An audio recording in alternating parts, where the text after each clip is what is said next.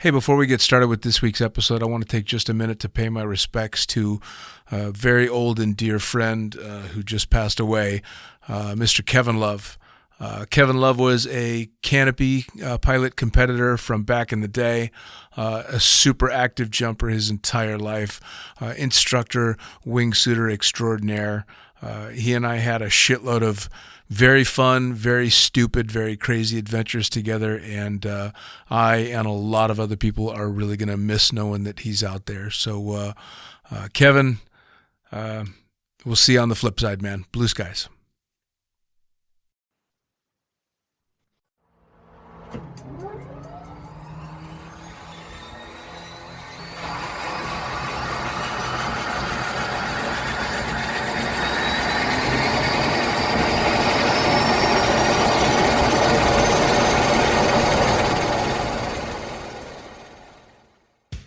Choose life, choose a sport, choose a drop zone, choose a start time, choose a fucking big jump plane, choose turbine engines, speed, unlimited altitude, and endless horizons. Choose height, no low turns, and travel insurance. Choose jump tickets, choose tiny action cameras, choose your mates, choose a rig and matching helmet, choose swoop shorts and a range of fucking fabrics, choose 120 vertical speed and wondering who the fuck you are on a Sunday morning. Choose sitting on that couch, watching debriefs, spirit-saving slow-mos, smashing beers after last load. Choose standing on the podium at the end of it all. Choose a win you'll love every time. And the reasons? There are no reasons. Who needs reasons when you fly NZ Aerosports? Coming straight from the cockpit, it's another episode of Lunatic Fringe with the fucking pilot.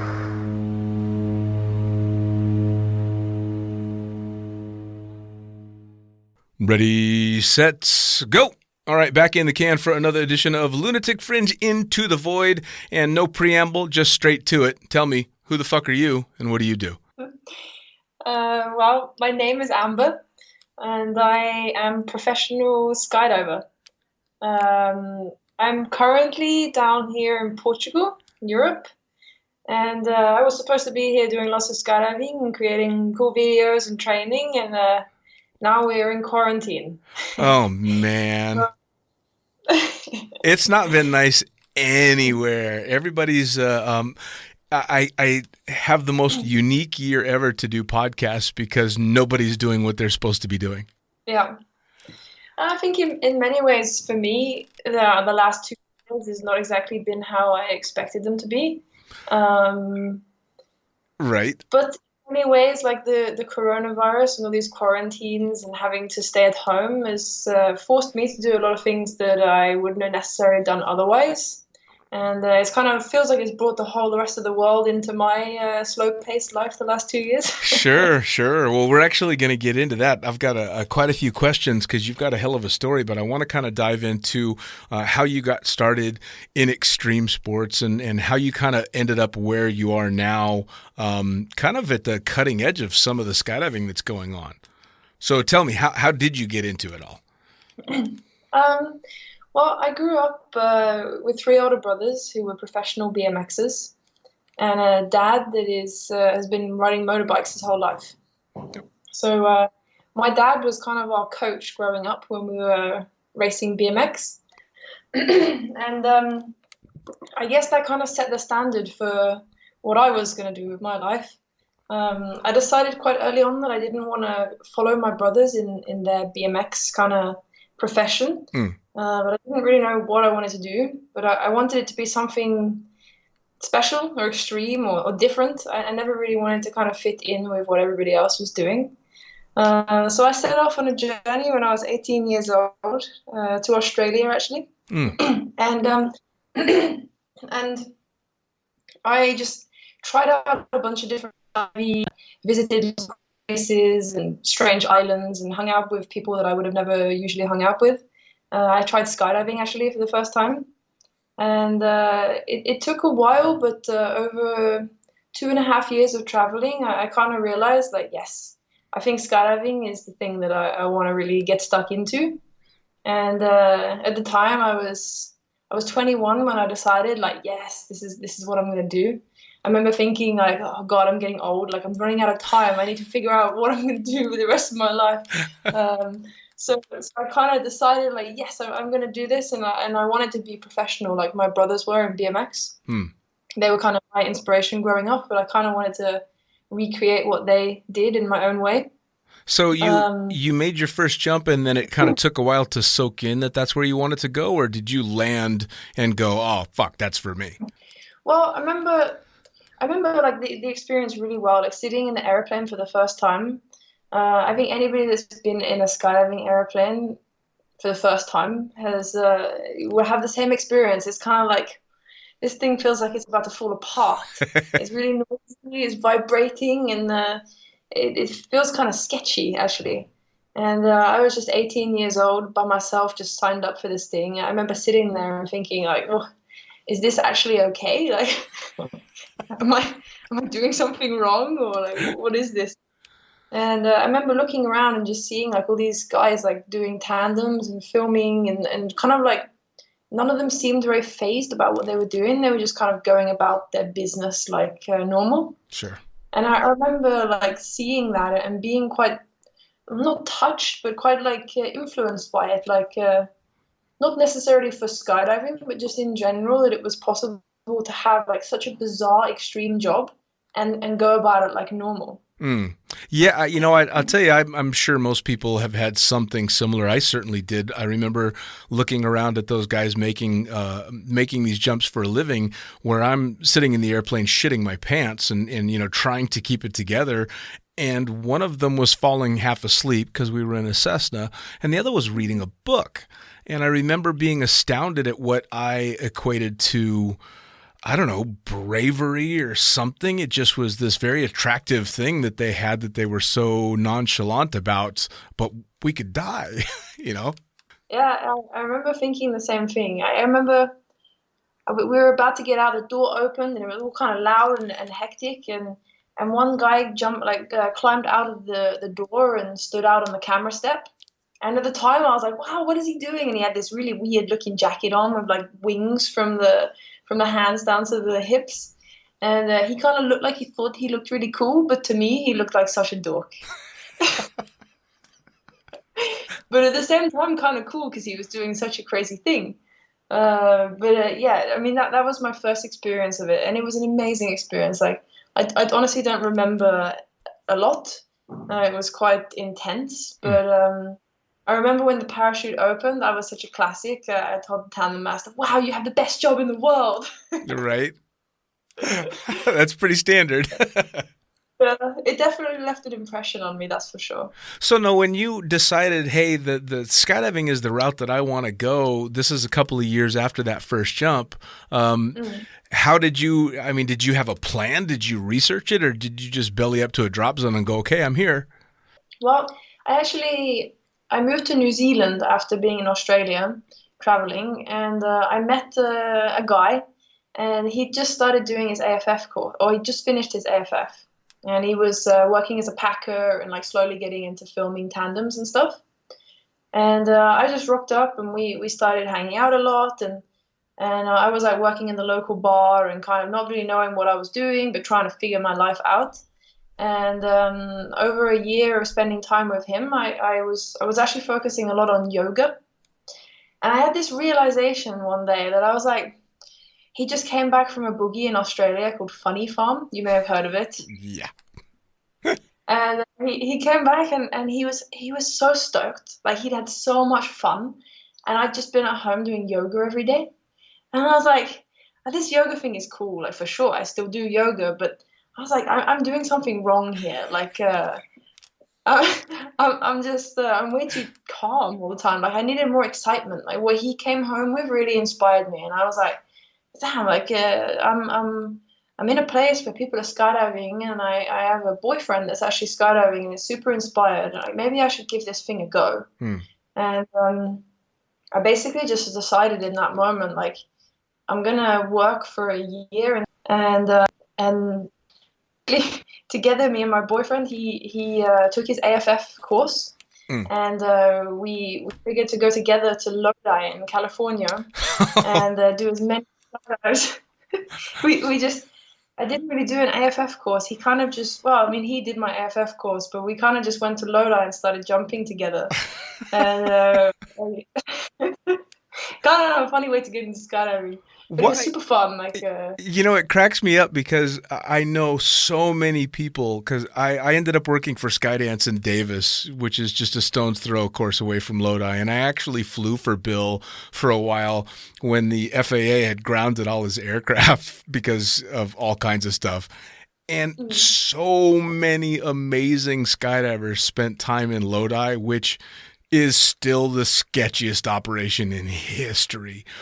And either you love Lodi or you hate Lodi, but everybody has an experience with Lodi. It's crazy. Yeah. I'm really stoked to be able to say that I learned to skydive in Lodi. There should be a t-shirt, though. I survived learning how to skydive in Lodi.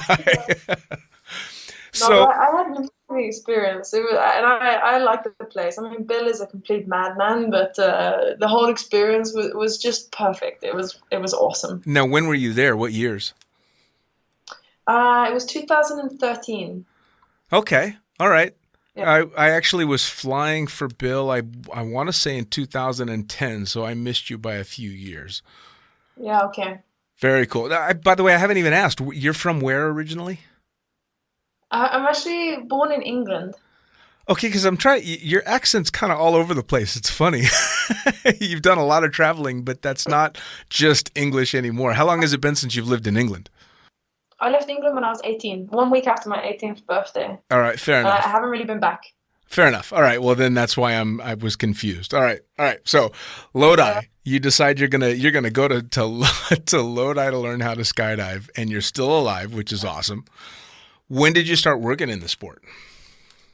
Well, kind of immediately, actually. Like I was working on the reception at a drop zone in New Zealand, and they told me at the drop zone that if I could pack tandems and if I had over 100 skydives, that I could start skydiving at that drop zone, and I would be able to pack tandems and slowly start working into like the camera filming and stuff.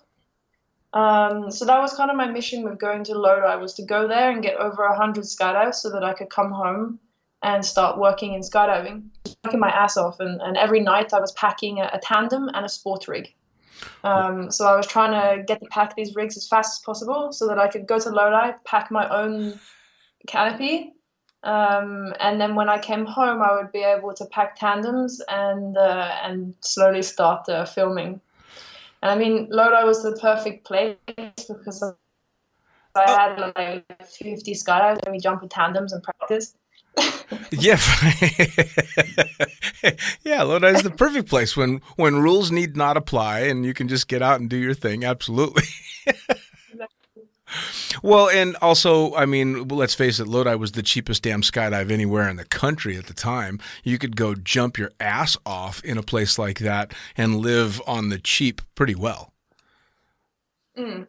So you had you kind of formed a plan pretty quickly. You decided, all right, nope, this is what I'm going to do. And you almost went the standard path. You hit it and went, all right, I need to pack, and then I needed to shoot video. So when did you start jumping for a living? Because you did the manifest stuff. I'm assuming when you got back to New Zealand, you were in the air then? Yeah, I went, so when I got back to New Zealand, I was no longer working on the manifest or reception. And I was basically packing full time. And then doing a little bit of editing when they needed it. And then it was perfect because it was a Forte, the airplane. And quite often we would have 4 tandems with handycam. So there was one spot available on the plane. And when there was that spot available, I was allowed to just jump on the plane and go for either a solo or I could practice filming the tandems. Nice. So I just took every opportunity I could to film the tandems, and then I would just try and sell it to the customers afterwards. Sure. Oh, absolutely. Now, was jumping something that came naturally for you, the skills involved, or and the mentality? Was it something that you had to, fight fear or anything like that, or did you kind of slide into it pretty comfortably? I would say like the free fall part of it, came quite naturally to me. I've always been quite body aware, and I like to dance and move and kind of flow around on my body. So that side of it was quite natural, I would say. The whole being in a dangerous environment or kind of taking high amounts of risk was not something that I was particularly used to. But I was kind of exposed to it from growing up with my three older brothers and my dad. So I knew that if you practice, then you can be good at it. But it was definitely a process for me to learn how to trust myself in like fast-paced scenarios. Like if something went wrong, I wasn't sure if I would be able to deal with it accordingly. Sure. And that really scared me. Sure. Well, that unknown, I mean, without a doubt. I was recently talking to this guy you may have heard of called Espen, who was telling me about, I think you know who he is. I guess he grew up doing a lot of climbing and all this stuff. And so he had never really dealt with fear until he started to go skydive. And that's always my favorite part of talking to any of the rock stars in skydiving and base jumping is when they're like, no, I was shitting my pants. Because us mortals like knowing the gods above us actually get scared of that stuff. So it's kind of cool. Yeah. Yeah, I try not to compare myself too much to Espen. No. Well, this is about you, not him. Well, he's kind of like this undercover extreme dude. That's actually a really good way to put it.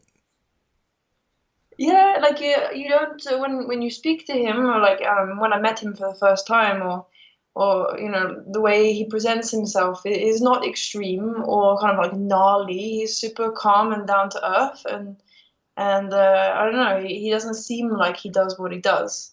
No. And then when you spend time with him and you see like how skilled he is and how good he is at risk assessment and kind of performing these extreme things at such a high and precise level is like, whoa.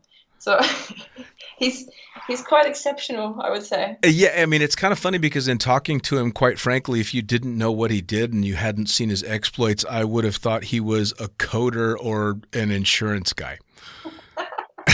Right? I mean, he's very mellow and seems very methodical, and you wouldn't think that this guy is hucking himself off of all this different stuff and, you know, doing this intense stuff, and then you watch the videos and go, oh, shit.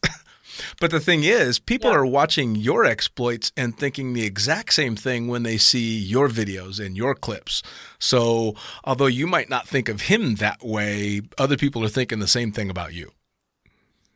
Yeah, I guess everything is relative. For sure. For sure. I mean, and I'll tell you what, let's skip over some of the boring shit. Yeah, you became a working skydiver and you did this and that and the other thing. You do some pretty over-the-top stuff. I mean, you do the kind of stuff that skydivers are like, that's fucking intense. So how did when did it come about that you kind of stepped it up and took it to the next level and really started going big? Well, it's been quite gradual, actually. And I didn't necessarily expect that I would end up where I am. I guess we never do, really. But after being in New Zealand, I started working in a wind tunnel in Sydney, in Australia. And I worked there for about 2.5 years. And during my time there, I just flew as much as I possibly could. And I really enjoyed working on all the fine details of flying. And I love repetition, just doing things over and over and over and over and working on perfection. So I spent 2.5 years doing that. But at the time in Australia, it wasn't really considered a woman's job to be a tunnel instructor. So I actually worked on the reception again there. So I kind of took a step back out of like being active in skydiving. To be honest, I hated it. I like to be hands-on. I don't deal well with sitting on a reception watching all the guys have fun. It's never really been my style. But I was willing to do it because I could see that it was giving me the skills I needed to kind of move into a more professional lifestyle in air sport. I had a bad knee injury. And that kind of messed me up and kind of held me back a little bit during like my process towards stepping more into like instruction in skydiving.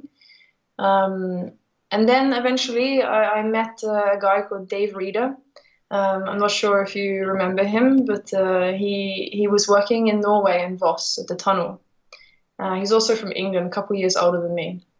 And he was very good friends with Espen. They were doing a lot of wingsuit base jumping together. And I'm not really sure why he did it, but he kind of just really believed in me and chose to help and support me. And he helped me move to Voss in Norway, and he helped me to get a job in the wind tunnel as an instructor. Awesome. So in 2016, I kind of took that step to move to Voss as a freelance tunnel instructor. I didn't really get a job. I was just kind of like hanging around and saying yes to everything. Sure. Then I started. It was super scary to move to Norway. Like, I didn't know anybody. I didn't have a job. I didn't have a lot of money. But I was just really committed to my idea of becoming an instructor. And I really believed that Norway was, first of all, going to be the place that would make that dream reality. And also it could be my home. Like, I wanted to find somewhere that felt like home, where I could kind of build up myself in the way that I wanted to and involve myself in the things that I felt inspiring. So in 2016, that was kind of like the big step where I took a step into being professional in skydiving. And that was kind of the same time that things started to get a little bit extreme, I guess. Well, I mean, you move to some place like Voss, and it's kind of hand in glove that it's probably going to start to ramp up a little bit. I mean, it's not exactly known for, lazy Sunday strolls. Oh, well, it can be nice for that as well. Well, I mean, it must have been really nice to be able to get out of the environment in Australia where you were being held back just because you were a woman, to being able to go to some place like Voss and kind of beat your own path, and push forward. That must have been pretty liberating. Yeah, it's. I think of it in many ways. Like, I remember, I left Australia. I went to Funny Farm. I jumped a lot and partied, and then I left and came to Norway. And I remember I kept saying to everybody, "My life is about to begin." it's about to begin. And everyone was like, "Calm down, Amber. Like, life is already here. Like, what are you talking about?" And I was like, "No, this is it." I guess in many ways I was. I spent a long time being quite unhappy because I was so driven by a different type of future. And that future that I really wanted was a future where I could really find my potential in flying and just do every day what I really love doing. I look back at this period. It's kind of a strange time because in many ways it was the best time of my life to build up to that period. But another way, it just constantly felt like I was being held back from what I really wanted. So when the time finally came that I was going to move to Voss and I was going to be a tunnel instructor and I was going to be like free and able to do what I love, it was amazing. And I mean, it was everything I dreamed it was going to be. Like, I turned up to Voss and there's all these badass girls working in the tunnel and skydiving and like skiing and downhill mountain biking, all this stuff. And I'm like, wow, this place is super cool. Like, there's men and women that are doing rad shit every day. Sure. So it was really inspiring. Do you think, I'm not going to bag on Australia too bad, but do you think that was part of the environment there was what was holding you back? Is it was it a cultural thing that you weren't getting the advancement as a woman? I don't want to make that judgment against Australia because I have a lot of really good friends from Australia that are not not everybody is like sexist there or whatever you want to call it. But my experience of working in an iFly tunnel in Australia was that men had more opportunity than women. And that was something that made me really sad, and it took away meaning in my life, and it was not something that I could spend any more time doing. It was like I feel like I spent as much time as I could do there without completely losing myself. Sure. Well, and that's probably one of the hardest decisions to make, is to walk away from something, especially if it's something that you really want and you kind of thought that was the direction. But I mean, you ended up in Voss, which was, I mean, ultimately incredible. Yeah, I mean, I think there's something to learn from everything that happens. And I take a lot of really positive things from my time in Australia. And I mean, I wouldn't be here doing what I'm doing today if it wasn't for that time. And you can't always have everything awesome all the time. For sure. And that being said, like now there's a lot of female instructors in Australia. So yeah, I'm not sure if it was just me or if I was dealing with the situation in the wrong way or whatever, but for me, it just wasn't the place, and I feel much more at home in Norway. So I'm really happy with my decision to move there. Oh, I would imagine. Absolutely. I don't know. I suppose I've always had a slightly sideways view of skydiving and tunnel flying and all that, because almost from the beginning, my coworkers and teammates and instructors were predominantly female. I was in a skysurf team with a female skysurfer, and the best tunnel instructor I've ever worked with was a woman. So I've always just assumed that a female skydiver is going to be dramatically better than me. Well, that's awesome to hear. Yeah, they usually are. Well, skydiving is a lot like flying and a lot of other things that require finesse. Men try and muscle shit, and women actually take the time to learn how to finesse it and do it dramatically better most of the time. Not always, but most of the time. So when did you... Please, go ahead. I don't want to talk over you. Well, no, I think for me, perhaps part of it is growing up with three older brothers and kind of like in my childhood, like doing BMX and kind of always feeling a bit less than them or never really able to keep up with them. Like when they go from BMX racing to freestyle, and I'm trying to do that too, but I'm 10 years younger than them. And I think in many ways, not on purpose, but was almost conditioned to feel like I wasn't able to keep up with the boys. Sure.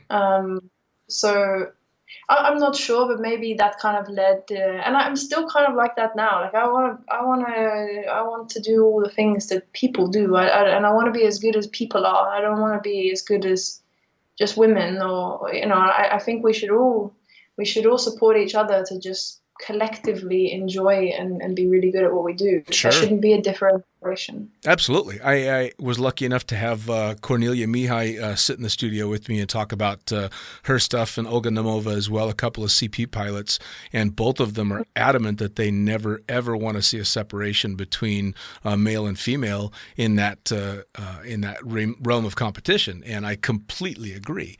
Skydiving in general, I never did understand why there was a separation between male and female. It's skydiving. We're not powerlifting. We're doing amazing things falling. Gravity's doing the work. I'm not going and trying to pick up a car, So For sure. Now, when did you decide you were going to go jump off of big rocks? Well, I honestly didn't think about it so much before I moved to Norway. I was pretty interested to learn how to speed fly, actually. I was kind of like, yeah, speed flying in Norway, that's going to be cool. Like I felt like I had a lot of skill in free fall, but not a lot of skill in the canopy piloting. And so speed flying was something that I was mainly interested in. And I watched a few people speed flying and whatnot, and then I saw some people base jumping. And when I saw them base jumping, it was almost like I felt this connection to that, more so than speed flying. I guess I'm leaning more on the things that I'm more skilled in. But in Norway, there's so many big mountains. And I was like, I just remember thinking for the first time, like, I could actually do that. Like, for sure, I could do that. And I think before I always just felt like, nah, that's too extreme. Like, I'm not good enough to do that. Or I could always kind of like put myself down and doubted that I was or would ever be good enough to do that safely. And then when I saw people doing it, I remember thinking like, and naturally kind of like comparing my skill and ability of the people who were doing it and doing it really well. This kind of feeling of belief inside me came up like, I could totally do that. That looks rad. Like, I want to do that. Sure. And at the same time, I met Espen, and I remember I think it was the second time I met him was at the drop zone, and he was doing a first jump course with somebody with the wingsuit. And it was really cold weather, and he'd forgotten his gloves. So I offered him my gloves. And he took them and he jumped, and then he obviously forgot to give them back to me. So we had to meet up and get the gloves back, and we talked a little bit back and forward. And then I just remember thinking, maybe flying a wingsuit would be cool. And I just asked him, like, oh, can I book a 2-day or a day of coaching with you? I want to learn how to fly wingsuit. And Espen was really excited because I was an experienced skydiver, and I knew how to fly my body. And I remember he got really passionate over the text messaging, and he was saying, like, oh my God, wingsuiting is super fun. It's like a roller coaster, and you can do all this and that. And then he was like, and then base jumping, it's so healthy to base jump. And I was like, and it was kind of inspiring to see that he was so passionate about what he was doing, even though he was clearly very skilled and experienced. And then, things just started happening. And then over time, Espen agreed to be my mentor. Initially, when I said I want to base jump, he told me, no, you just stay in the tunnel. You don't need to do that. Calm down. And I was like, no, I want to do that. And I bought a rig, and I kind of just started doing things. And then I think he was like, okay, I will. I'm going to help you and keep you safe. He didn't want you to take the Lodi route to base jumping. No, I mean, I did quite the opposite in base jumping, to be honest. Well, I mean, base jumping was something that I thought was attractive up until I knew I was going to be a dad. And then I decided not to base jump out of this responsibility kind of feeling that I had. And then I decided not to base jump because it looks really fucking scary. So for as cool as it looks, I think there's that magic age that you hit where you happen to have the age and the ability and the skill to go out and start doing stuff like that. And I missed that gate and went a little bit too far, which is fine because now I get to talk to you guys and be impressed with what's going on and even actually know what I'm talking about without actually doing it, which is awesome. Nice. It's a good skill to have to be happy on other people's behalf. Yes, absolutely. It's I'm constantly thrilled and amazed, and I've said it before on the podcast. The coolest thing about me are my friends and the people that I get to talk to, because so many amazing cutting edge things are being done that I get to feel associated with and almost have a little piece of ownership in it because I'm kind of part of that community. And I think most jumpers are like that. Like, I mean, you see somebody doing a badass jump, base jump or skydive or whatever, all of us are like, fuck yes, that's amazing. Now I want to go learn how to do it. So it's this shared joy over somebody's accomplishments, which is really cool. So now that being said, Sure. We'll segue from happy to inspiring in some degree and kind of scary. You talked at the beginning of the podcast about how you had 2 years worth of sitting around and having to rework things. And we all know that this last year has been coronavirus, but your year before coronavirus was down for dramatically different reasons. Yeah. What happened? So, yeah, I mean, I went on this journey. I figured out what I wanted to do with my life, and I went pretty nuts and did a lot of that. And it feels in many ways that so the summer of 2019, I was, I would say, almost kind of at my peak of what I have been doing in air sport. It was a lot. I think me and Espen traveled to maybe over 30 different countries in the year. It wasn't like chill traveling either. It was like Mexico, Sweden, America, Sweden, China, Norway, Sweden, Norway, like kind of like this, and like just constantly like 1 week or 2 days in Sweden and back to China, like completely bizarre. And we were having a lot of fun. I mean, we were super tired, but all the things that we were doing were so inspiring, like cool projects and stunts and jobs and training. And I mean, it was an insane year. Anyway, so in August of 2019, we were competing at the Norwegian Nationals. And it was the last day of the competition. We'd finished competing. I was super tired. I think we all were pretty tired. And there was one more jump that we were going to do where we were going to land on a beach and kind of land into the party on the beach where everybody was waiting. I had beers in my pockets. I was ready to chill out and have a nice evening. And I was very tired. I was a bit hungover. I remember I couldn't find my shoes. Random. Right. I hadn't eaten all day, and I was like trying to eat a bowl of chili while the briefing was happening in Norwegian, which is not my first language. So it was a lot of red lights going off. Sure. And I failed to see any of them. And so I told Espen, like, I don't know what's happening. Like, I didn't understand the briefing, and I'm super stressed. Like, can you help me? And Espen was like, yeah, it's a super simple jump. We're just landing on this beach. There's no wind. You've done heaps of jumps. Like, you can do this. And I was like, yeah, okay, cool. So I hop on the plane, not really thinking too much about it, and it's just a hop and pop. And I open my canopy. Canopy opens fine. And I'm coming in to land on the beach, and I never check the wind. And there was a lot of wind coming in from the ocean towards the beach and towards a lot of trees. So as I'm coming into land, I do my turn a bit low, and then I end up, I'm doing my turn in the wrong place, so the wind pushes me. I'm not blaming the wind, this was my fault. But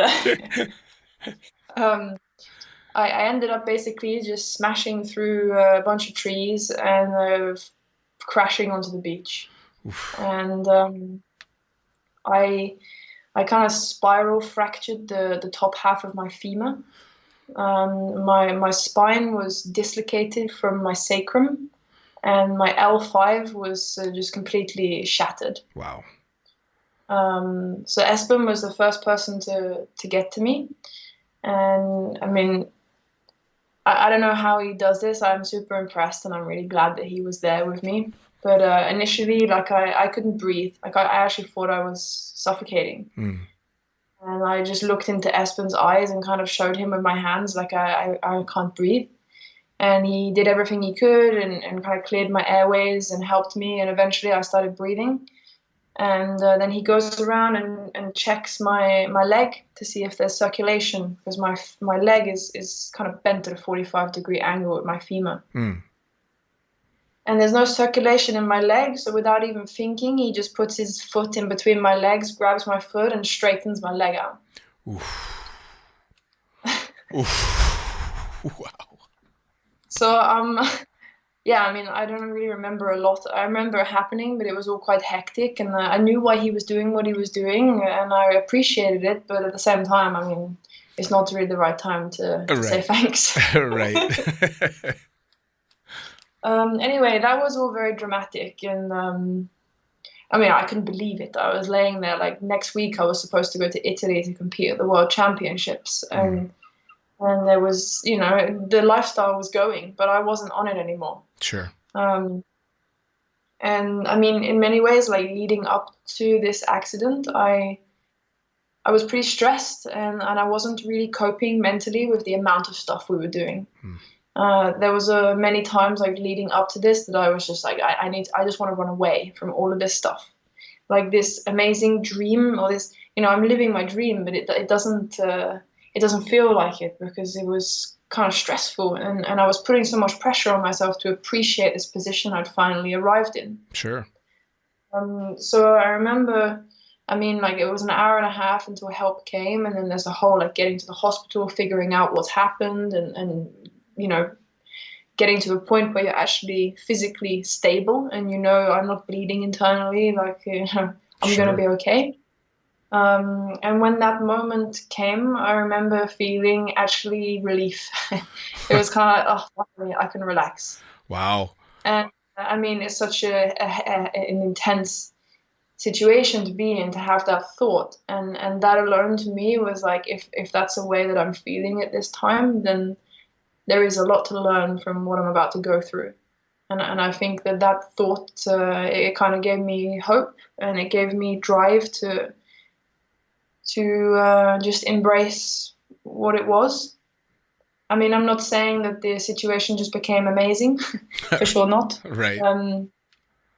Like I had to have I had a 10-hour surgery the next day where I got the classic like skydiver femur bar, Sure. you know. Sure. Um, that's something I never wanted to have, but I have that now.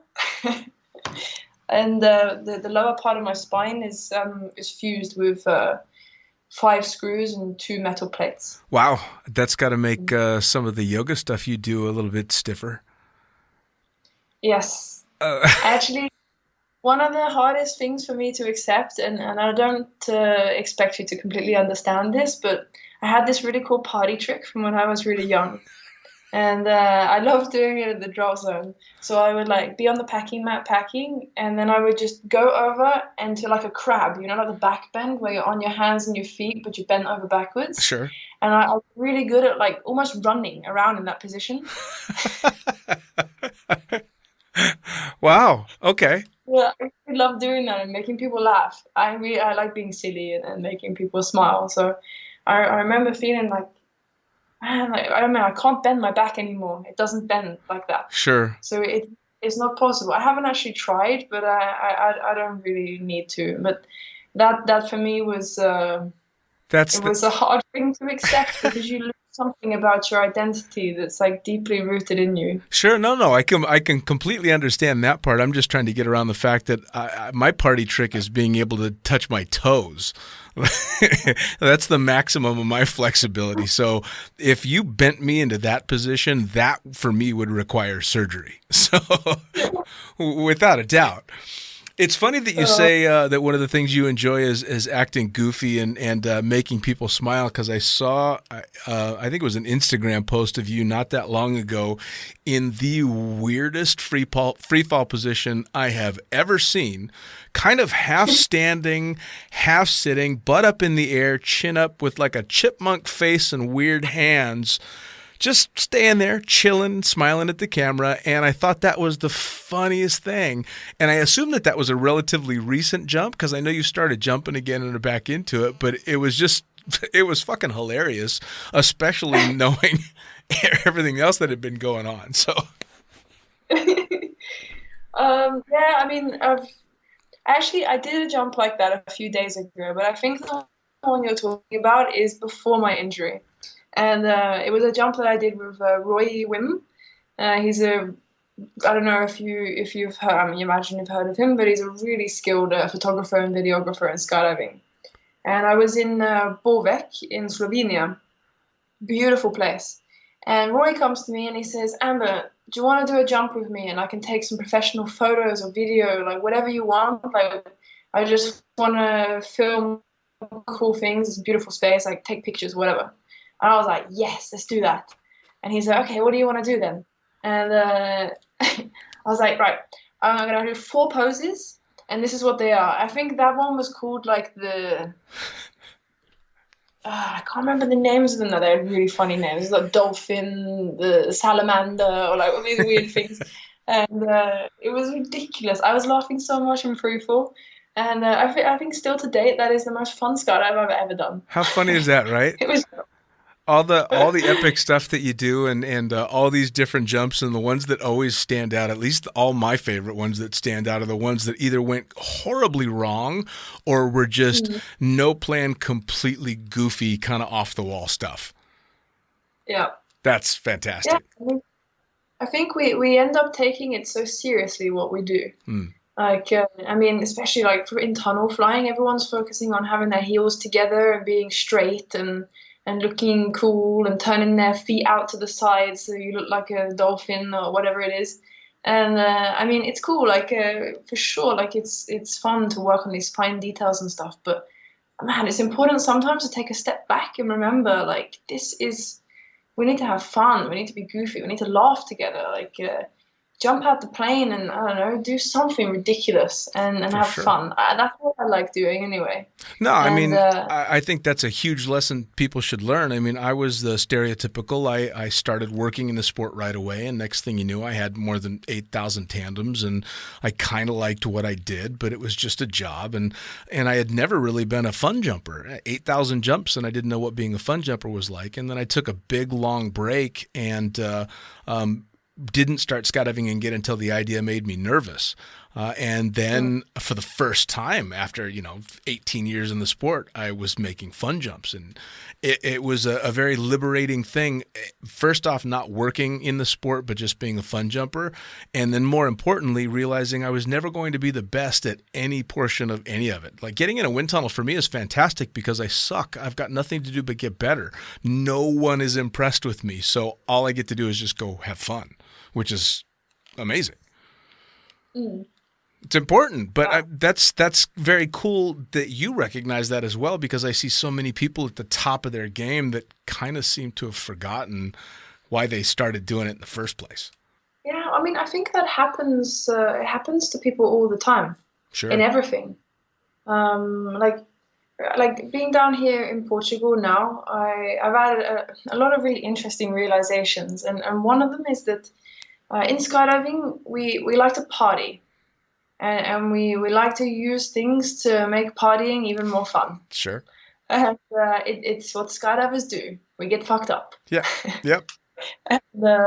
and party. And it's kind of like, I've had this experience of going to boogies, and I'm traveling the next day, and I don't want to party so hard. I want to stay sober, and I want to be fresh the next day.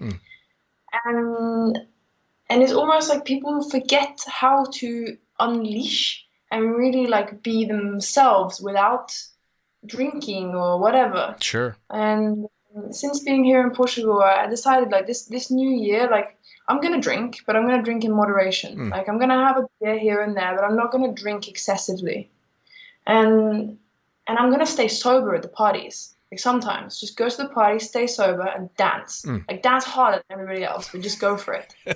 And quite often it's really difficult to get up and start dancing on the dance floor because you're worried about what people are going to think about you or whatever. But I remember being 10 years old and going to the school disco and dancing my ass off for hours. I never thought about what anybody was thinking about me. Right. So why do we start caring now? And I think like for me it's been kind of challenging actually to dance sober and like not care what people think about me. But the more you do it, the better you get. Sure. And it's a muscle that you have to train. I mean, like last night we were sitting in the living room here where I'm living. We were all really full after eating too much dinner, and we're super tired. We've been like out exercising and working on our computers and whatever through the day. And my housemate just turns the music up, and I was like, "Yeah, this is an awesome song." And then I like kind of started dancing, and then he turned it back down again. I was like, "What are you doing? Turn it up, it's awesome." And he turned it up, and then another friend stood up and started dancing, and then I started dancing properly. And then before we knew it, we pushed the table to the side, and another friend had gone to a friend's house and picked up like a bigger, heavier speaker, and we ended up out in the garden with the speaker on, like full blare, and we danced for like 3 hours straight. How awesome is that? All completely sober, and I was just like, "This is awesome! Like we need to do this more because then you're really doing it because you want to, Sure. And you're making that choice to not care and just to truly be yourself. And there's nothing more liberating than that for me, anyway. I couldn't agree more. It's kind of funny because that's a muscle we seem to lose as soon as we're old enough or have the ability to have the alcohol or the other chemical entertainment that we get involved in. Makes it so much easier that muscle that gets you out there in the first place just gets soft, and you forget that it's okay to go be goofy. And the whole world became this social media. I have to appear to be living my best life at all times and can't look silly or can't look stupid or this or that. And I kind of, it's a horrible thing that's happened, because some of the best things that have ever happened to me were when I was being an idiot. Yeah, for sure. I just need to put my laptop on charging. No, please. Absolutely. Now, I know that you had a hell of a recovery, and it took you, well, the better part of a year to really get going again, but you have started jumping again. In fact, you started base jumping again as well, didn't you? Yes, I did. How did that feel? Oh, well, I mean, it's been a big, a long journey to get back into jumping. And it was a journey that I wasn't really even sure if it was going to happen. So for me, being someone that's always been very driven by like an end goal, like everything I've been doing is like become a skydiver, become professional, become an instructor. And I keep making myself these goals and I get to them. And then once I get to them, I'm happy for a little bit, but then I have to work towards the next one. Sure. So I think in many ways I've had a very unhealthy connection to achieving my dreams. Like I have this like deep fear of failure, which has kind of driven me to achieve the things I want to achieve. But then I've never really harnessed the ability to thoroughly enjoy the journey. It's like classic. It's the journey, not the destination. But it really is true. Yeah. And I think like that when I got injured, like it's no longer about where you're gonna get to. You have no idea where you're gonna get to. Like your spine is dislocated. Like you need to have this operation. You may not even be able to walk when you wake up in the morning. Like everything is so uncertain, and in that point, it's like it's not about the end state anymore. It's about your life. Sure. So I think like that's one of the kind of harshest lessons that I got from being so injured. I mean, I still have a lot of dreams and goals, and I work towards them. But I've been forced to enjoy what's happening now because I don't know what's going to happen in the future. Sure. And I initially I was like, yes, I'm going to skydive in 6 months after the injury, because they told me like the bones can take 6 months to heal. So blah blah blah.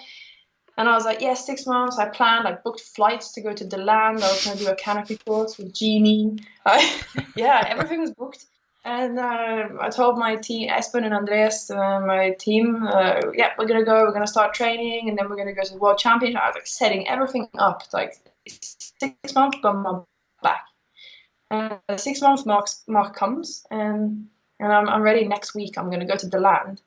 And my surgeon calls me and he says, I've just had a look at your x-ray, and your spine has started to dislocate again.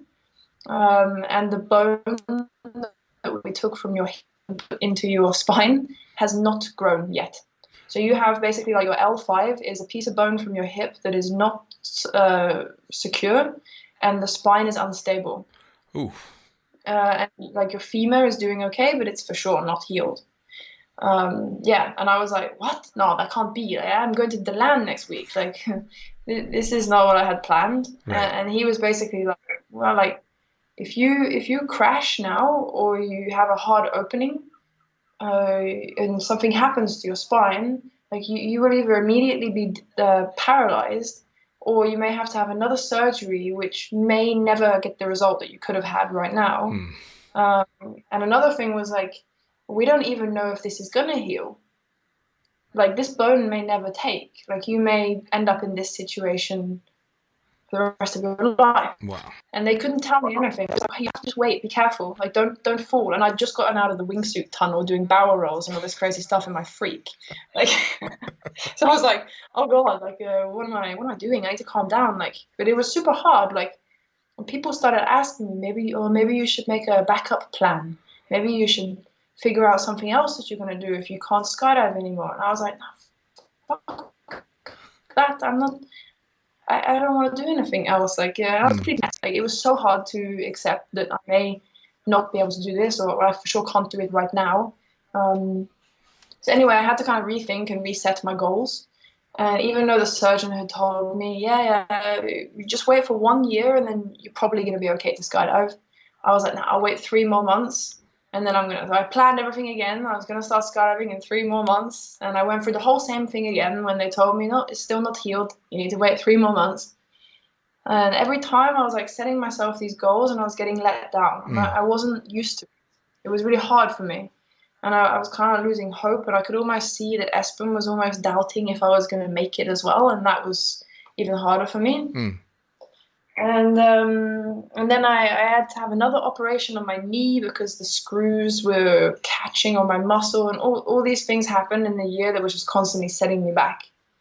And through the year when I kept having these setbacks, it was kind of like it hit me, but every time I kind of stood up and kept going again, it gave me this new clarity on how I wanted to build my life and how I wanted to get back into doing what I was doing before.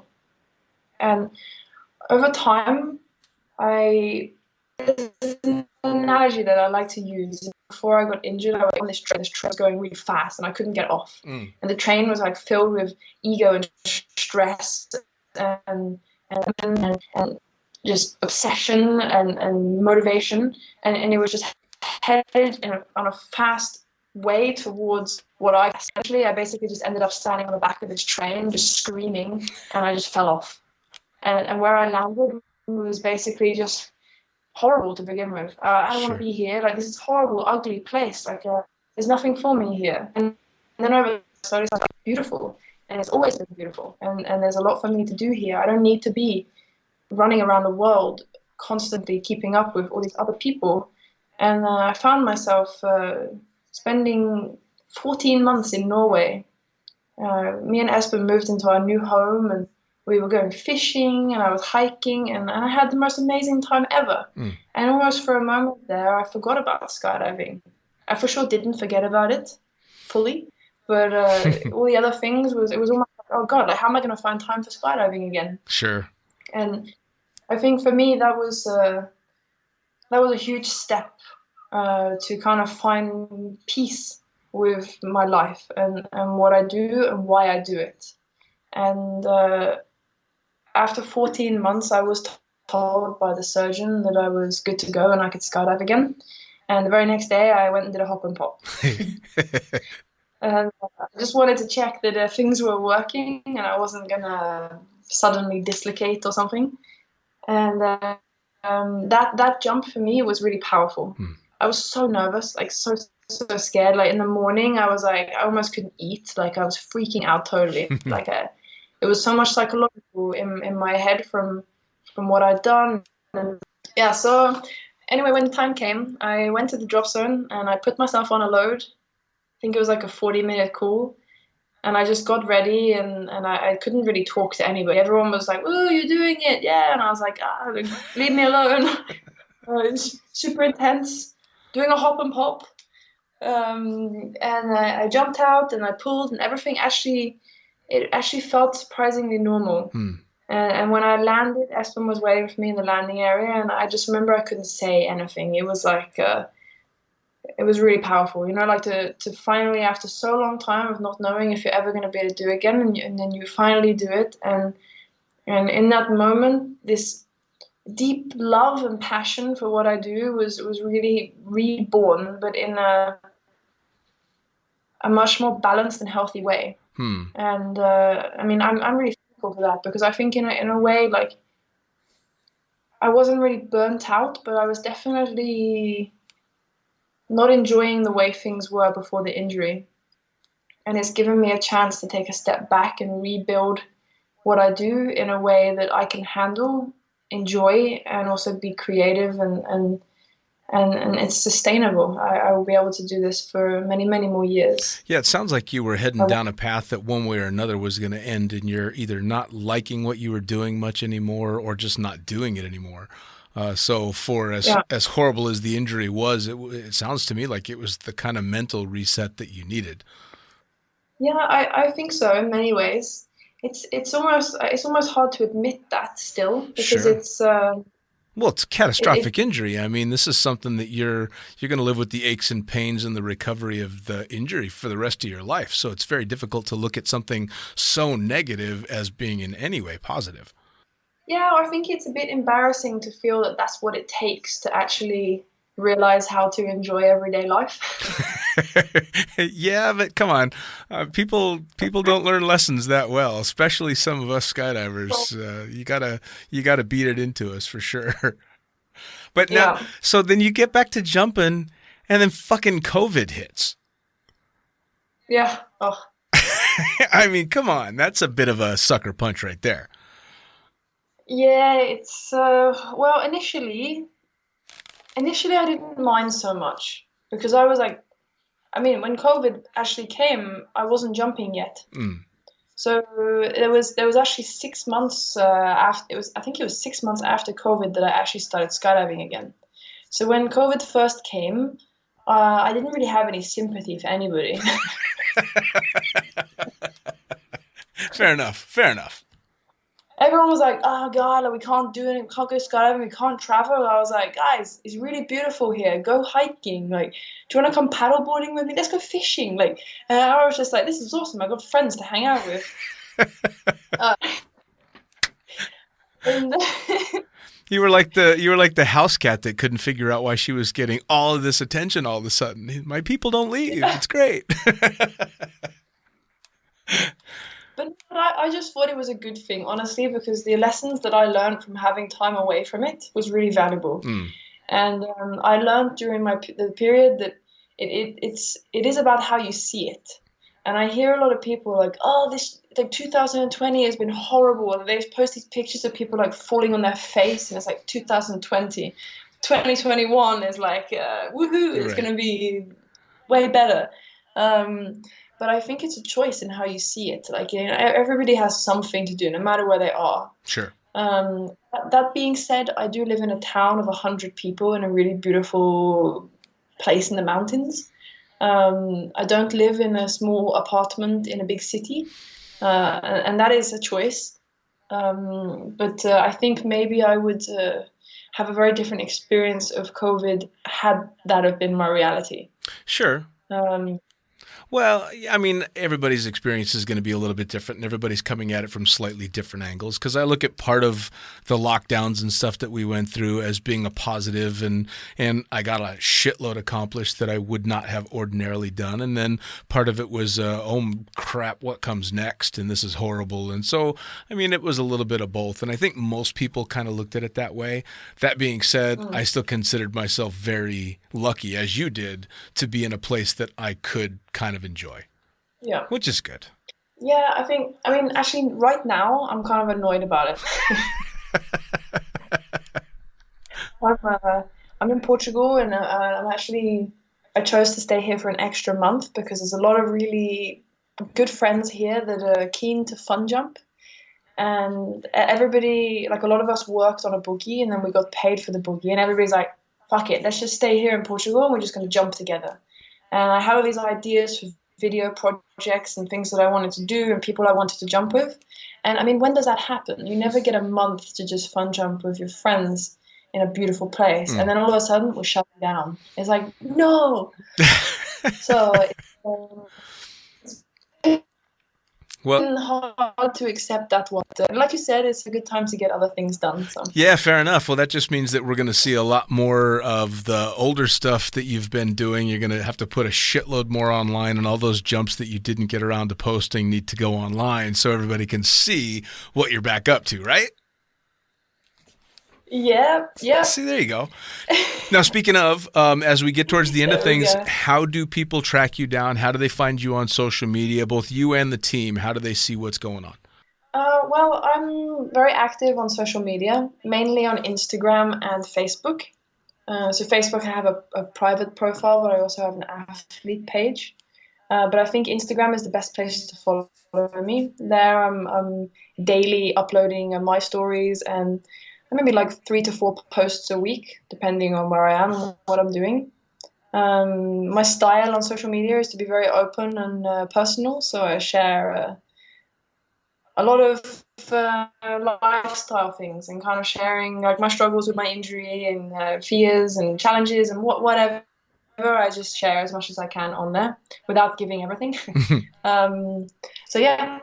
Instagram and Facebook, and then also we have Team Wonko, which is a team that both Espen and I are part of. So a lot of content is being shared on there as well. So awesome. That's a cool page to check out. And it's not just us; it's speed flying and paragliding and free flying, wingsuiting. So it's a team of really skilled people that. Constantly doing rad things. Awesome. Well, I follow your Instagram page, and I know you had a relatively recent post that was the progression of your recovery after the injury and stuff that I thought was really cool. And a bunch of different posts that are quite a lot like that. And I think there was even a picture of you. You've done a base jump back since, haven't you? Because I believe I remember you posting a picture of you making the first base jump back. Yeah, I've done quite a lot. I've actually done, I think, about 50 base jumps since I started jumping again. So, I mean, we live in a place in Norway with a gondola that goes up to 1,000 meters. Yep. It's just 5 minutes from my house, and we're on top of the mountain, ready to do a base jump. So it's easy to do lots of base jumps. Yep. I was actually the episode that is out right now. I was lucky enough to steal your boyfriend away from you for a little while and talk to Espen, and he was telling me about the cable car ride right out the door and the jumping that he was doing, and he had to set the time for the interview to be when he got back from the mountains, which was very. I was jealous. Yeah, it's a beautiful place. Yeah, absolutely. Now, what's the name on the Instagram? Is it your full name, or is there a different handle to it? The name on my Instagram is my name, Amber, the number 4, and then the letter T. Oh, isn't that creative? Yeah. Amber Forte. Somebody had my name, so I had to get creative. Well, there you go. Well, Amber, I'll tell you what, I cannot thank you enough. This is the first time that I've ever been able to talk to you, and I thought it would be a really cool idea to kind of have yours and Espen's episodes back to back, because we talked about you briefly on his, and now we've talked about him on yours. And so really, thank you so much for taking a little bit of time out of your schedule for me. Awesome. Thank you. Nice to meet you. Yes, absolutely. All right. Once again, that's Lunatic Fringe Into the Void, brought to you, as always, by the greatest magazine in the known universe, Blue Skies Magazine. Head to blueskiesmag.com to check them out. Brought to you by the extreme sports collective, pussfoot.com. You want to find out? Type it in, pussfoot.com. Brought to you by Summit Parachute Systems. Summit Parachute Systems is Jarrett Martin, a badass rigger who's not only teaching people how to rig, he's also building the most incredible pilot rigs. So go check him out. SummitParachuteSystems.com. And me, as always, I am the fucking pilot. Hit me up at thefuckingpilot.net or theprincesspilot.com. Leads you to the same place. You're going to find links to all the podcasts that we've done, as well as both of the books, the Fucking Pilot book and the Accidental Stripper, as always in digital and print. Thanks a lot.